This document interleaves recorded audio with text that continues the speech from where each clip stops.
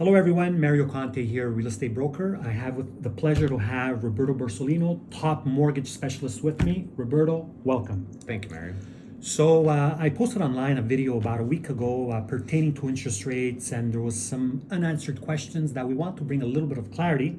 So I called in an expert to tell us what it is. So Roberto, the main question that came out, at a certain point during the pandemic, interest rates were at all-time lows. A floating rate, approximately 139, fixed 5-year, 169. Why didn't consumers lock in at that point in time? So, Mario, great question. Takes me back to the good old days, even if it wasn't too long ago. A majority of customers at the very beginning, when the spread wasn't too different between the fixed and the variable, actually did go with the 5-year fixed.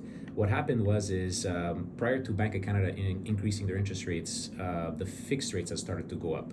So when the fixed rates started to go up and started to get closer to the 2% range, 229, 239, we started to see a shift because a lot of the customers started to feel that, okay, the fixed rates are temporarily going up, but the variable rate won't move. They were getting a lot of advice also from multiple sources, and Bank of Canada did announce as well that interest rates should have remained low until 2023, which wasn't the case. But that being said, when they saw the difference of about 1% between a variable and a fixed mortgage, they felt that that 1% difference made a difference in their monthly payments, and they felt comfortable staying with that variable rate because they believed that the interest rate would have remained low for a longer period of time.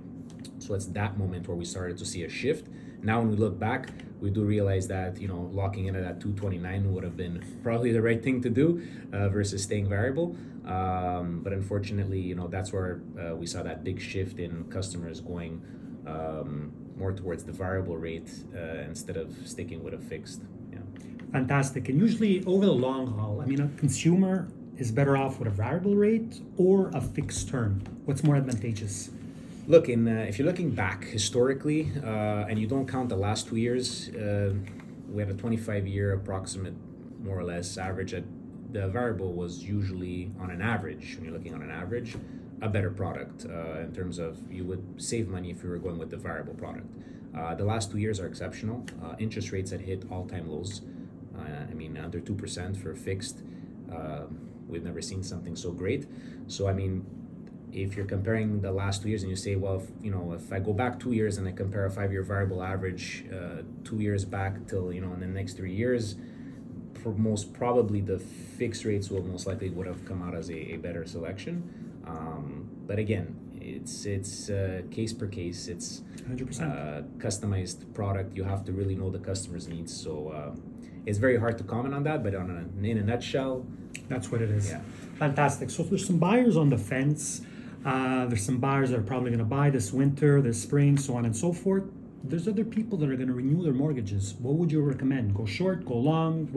What's your recommendation? Again, I like to take a catered approach with each customer, depending on their project, how long they want to keep it. But right now, if you have a customer who's hesitant and is not sure, going with a shorter term mortgage instead of going with a 5-year fixed, maybe going with a 3-year fixed, might give them that comfort where they don't have to be worrying about potential interest rate hikes and have some stability, but at the same time not lock in for such a long period and hope that the fixed rates come back down and they'll be able to renew at a lower rate. Fantastic. So ironically, just this morning, Bank of Canada, yet again, another interest rate hike. Mm-hmm. This being said, where do you see all this? Are they going to ease up? Is this the last one? Are rates going to trend lower? What can you tell us? Let me just get my crystal ball here in the back. They're making it sound like as if this is now going to be like the final one for a little bit. They don't really tell you how long they're planning to hold it, but I would assume that at least for the next 3 months, hopefully, we get a little bit of a break and a pause. But anything in the stats could change that, right? Depends on inflation, depends on CPI, a bunch of stuff. So it really depends. But let's hope that going into the spring market, we could get a little bit of a breather, and hopefully we'll see the fixed rates. Maybe the bond market is going to start to come down.